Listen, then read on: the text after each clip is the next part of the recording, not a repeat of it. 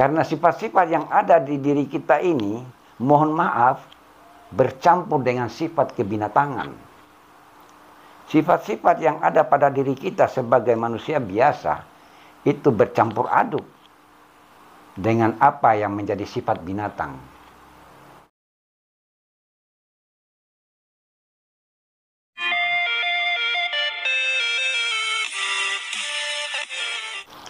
Bismillahirrahmanirrahim.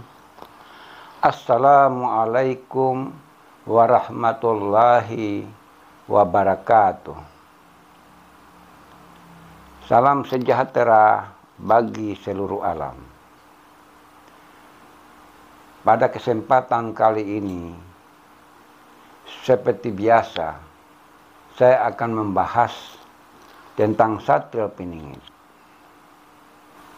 Saudaraku, Satrio Piningit ini, kalau menurut pemikiran dan imajinasi saya, bagi orang yang sudah mencapai tingkatan ma'rifatullah, di mana golongan ini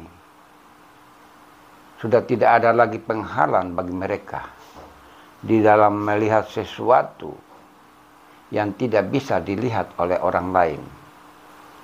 Karena mereka memiliki kelebihan itu. Apa yang tidak bisa dilihat oleh orang biasa, mereka melihatnya. Termasuk sosok Satrio Piningit ini. Mereka sudah mengetahui, mereka sudah melihatnya, di mana sosok ini berada saat ini.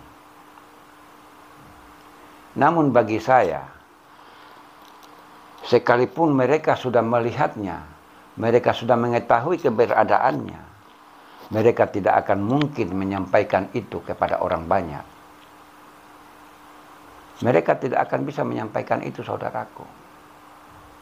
Karena kenapa? Sebelum Allah, Tuhan yang Maha Kuasa itu berkehendak untuk memunculkan beliau, mereka yang sudah mencapai tingkatan kesempurnaan, mereka tidak akan bisa membuka tentang keberadaan Satrio Piningit, di mana Satrio Piningit saat ini berada. Mereka tidak akan bisa membuka itu. Mereka tidak akan mungkin menyampaikan itu kepada orang lain. Karena menurut mereka, pemahaman setiap orang itu, utamanya tentang hal-hal yang gaib, hal-hal yang bersifat gaib,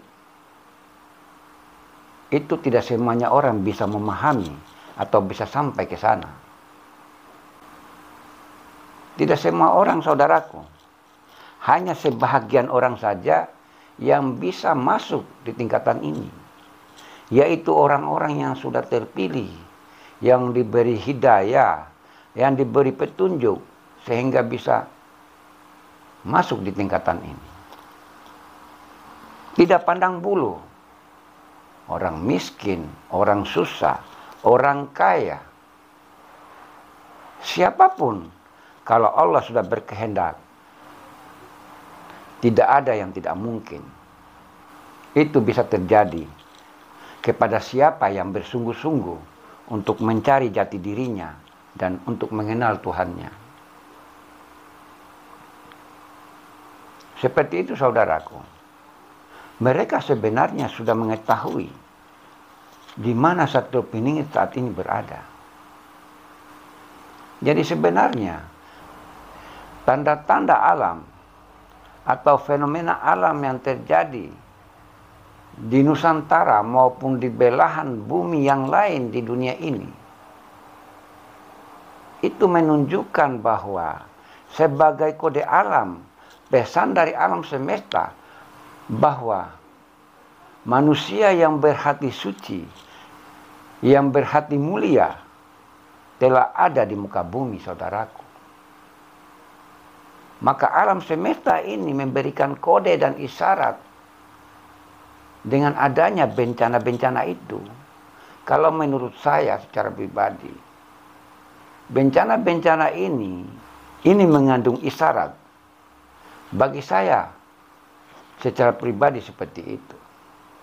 Pertanyaannya, Kalau beliau sudah ada, mengapa beliau tidak bisa dilihat?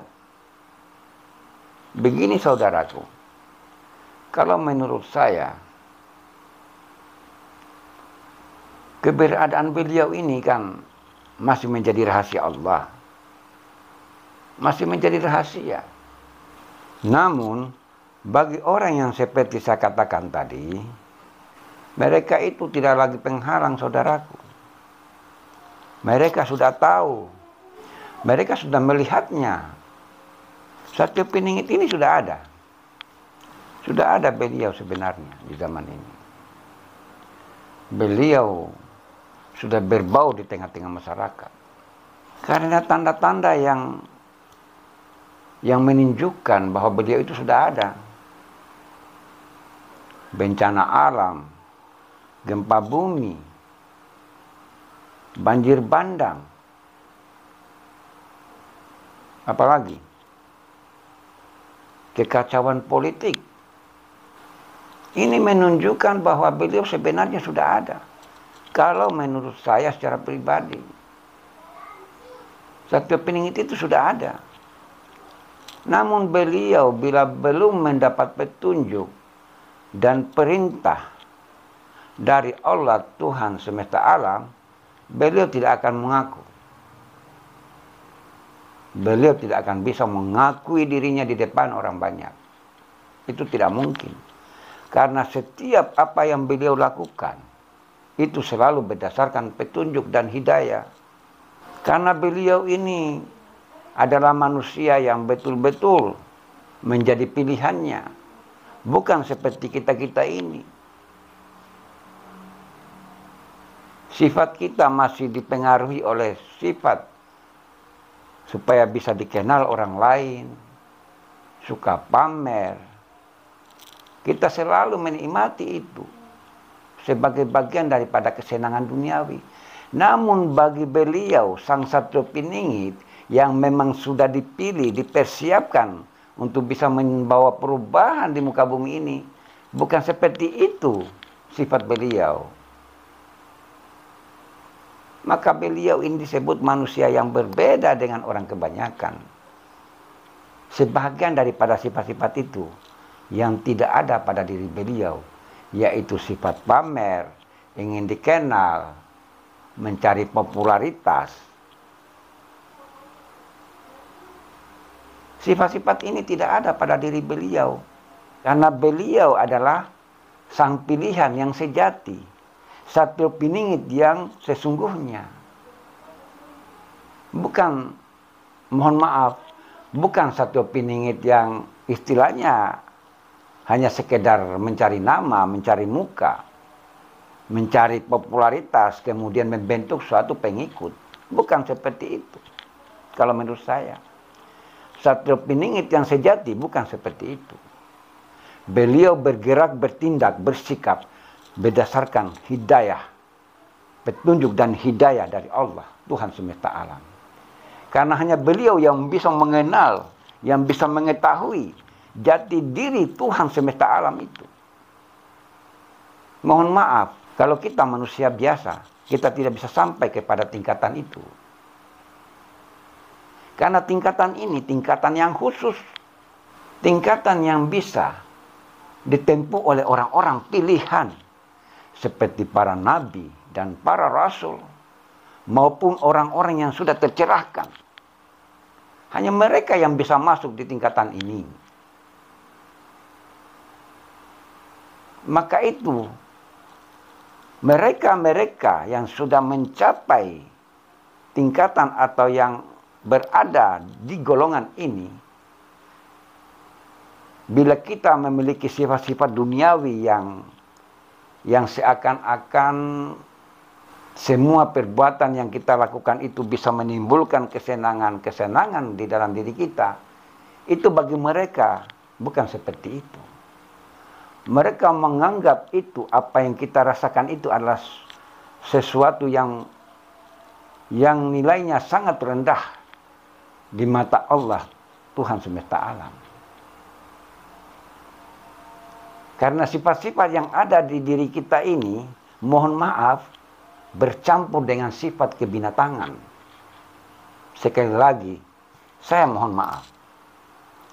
Sifat-sifat yang ada pada diri kita sebagai manusia biasa itu bercampur aduk dengan apa yang menjadi sifat binatang.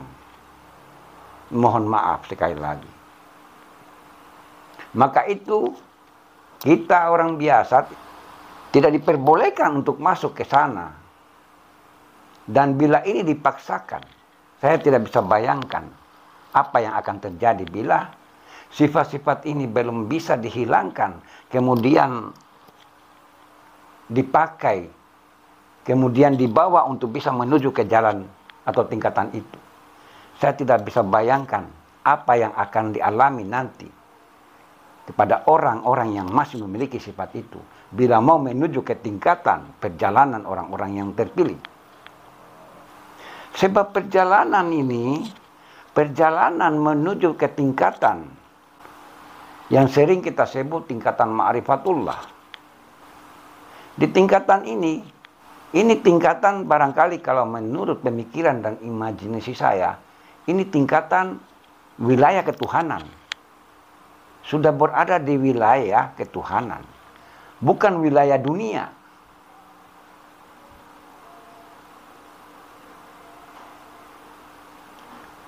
Bukan wilayah duniawi yang sifatnya bersifat materi, baru kita bisa hidup. Wilayah keduniaan ini, bila tanpa materi, manusia itu tidak bisa hidup. Itulah yang dialami oleh manusia-manusia yang sifatnya manusia biasa. Sedangkan orang-orang yang sudah menjadi pilihannya, seperti yang saya katakan tadi, bahkan mereka tidak membutuhkan duniawi. Bahkan mereka tidak membutuhkan dunia. Karena itu menjadi suatu kelebihan bagi mereka.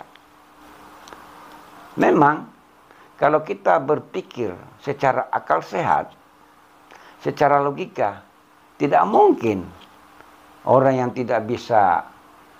yang meninggalkan dunia lalu dia bisa hidup. Tidaklah mungkin kan? Tidak masuk akal lah.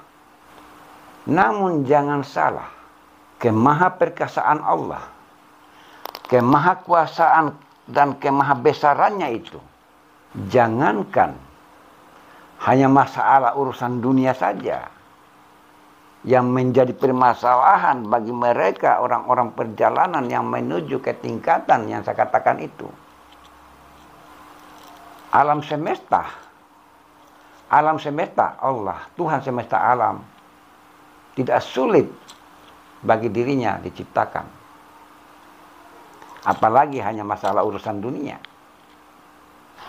Orang-orang yang sudah berada di tingkatan makrifat yang sejati itu, mereka difasilitasi. Mereka difasilitasi. Sekalipun secara kasat mata kita melihat tidak ada apa-apa di depan mereka. Namun mereka itu atas kuasa dan kemahabesarannya Allah, mereka itu difasilitasi. Secara kasat mata mungkin kita melihat pakaian mereka compang-camping, gaya hidup mereka terbelakang dibanding orang-orang yang suka berpenampilan mewah. Namun mereka itu sebenarnya mereka difasilitasi oleh Sang Pencipta. Maka mereka tidak pernah bosan di dalam mendekatkan diri karena mereka menikmati apa yang menjadi pemberian khusus kepada mereka, yaitu hubungan rahasia mereka dengan Tuhannya. Sehingga mereka tidak merasa sedih, mereka tidak merasa takut sekalipun. Seperti itu saudaraku. Jadi saudaraku, Satya Piningit ini, seperti yang saya katakan, bahwa beliau saat ini sudah ada. Namun keberadaannya masih dirahasiakan, masih menjadi rahasia Allah, Tuhan semesta alam. Karena kita semua ini adalah ciptaan daripada Tuhan semesta alam. Kita ini bukan siapa-siapa. Apa yang kita miliki, semua yang kita dapat, semua yang kita miliki, termasuk juga diri kita ini, ada pemiliknya. Ada pemiliknya, saudaraku. Siapa pemiliknya? Allah, Tuhan semesta alam. Dialah pemilik segala-galanya, dari apa yang ada di bumi dan di langit. Jadi bila Allah sudah berkehendak atas segala sesuatu, tidak ada yang mustahil, saudaraku. Semua itu bisa terjadi.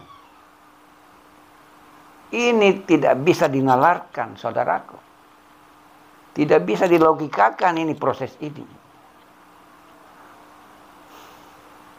Ini hanya bisa dimiliki oleh Allah, Tuhan semesta alam. Sebagai yang memiliki kekuasaan yang absolut. Kekuasaan yang tanpa batas. Seperti itu, saudaraku.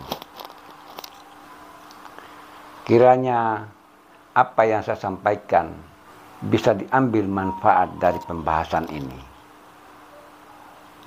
Mudah-mudahan kita diberi umur panjang, kita selalu dimudahkan dari segala urusan, kita diberi kesehatan.